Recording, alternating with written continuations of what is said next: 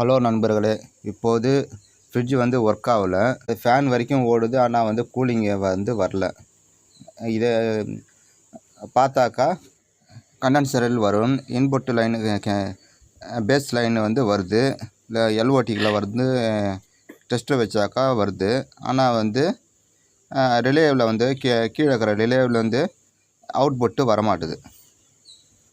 அதனால் இது வந்து கழட்டிட்டு இதே மாடல் எல்ஓடியும் ரிலேவையும் மாற்றினாக்கா ஓடும். ஆனால் வந்து நீங்கள் வந்து கரெக்டாக இந்த மாடலை இந்த நம்பரு ரிலேவையும் எல்ஓடியும் வந்து மாற்றினாக்கா கரெக்டாக ஓடும்.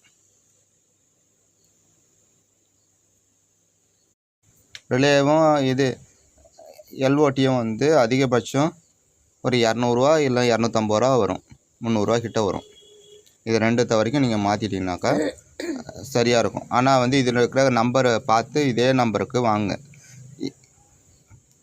வாட்ஸ் வந்து இது வந்து ஆம்ஸ் வந்து கம்மியாக இருக்கிறத வந்து வாங்கினீங்கனாக்கா அது வந்து வீணாகிடும், கண்டென்சரு ஓடாது, ஸ்டார்ட் ஆகி டக்குன்னு வெடிச்சிடும், எல்ஓடி வெடிச்சிடும்.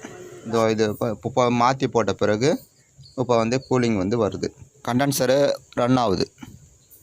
நல்லா பாருங்கள், இதில் மேலே வந்து அந்த இது ஐஸ் ஃபார்ம் ஆகுது தெரியுது உங்களுக்கு.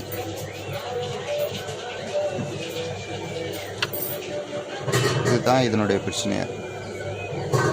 முக்கியமாக போகிறது ரிலேவும் எல்ஓடியும் தான் போகும். அதேமாரி மழை காலத்தில் தண்ணி ஏதாவது வீட்டுக்குள்ளே வந்து பூந்து வச்சுனாக்கா நீங்கள் வந்து கண்டிப்பாக வந்து ஃப்ரிட்ஜை வந்து ஆஃப் பண்ணி வச்சுருங்க. ஒரு 3 நாளைக்கு 4 நாளைக்கு ஆஃப் பண்ணி வச்சுட்டு அதுக்கப்புறமேட்டு இன்வெர்ட்டர் ஃப்ரிட்ஜாக இருந்தாக்கா உள்ளே இருக்கிற அந்த சர்க்யூட் போர்ட்டை வந்து நல்லா வெயிலில் காய வைங்க.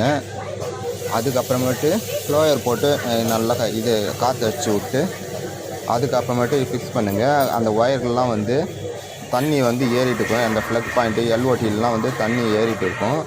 அதனால் அதெல்லாம் வந்து கழட்டிட்டு காய வச்சுட்டு அதுக்கப்புறமா மறுபடியும் போடுங்க. போட்ட பிறகு நல்லா ஒர்க் ஆகும்.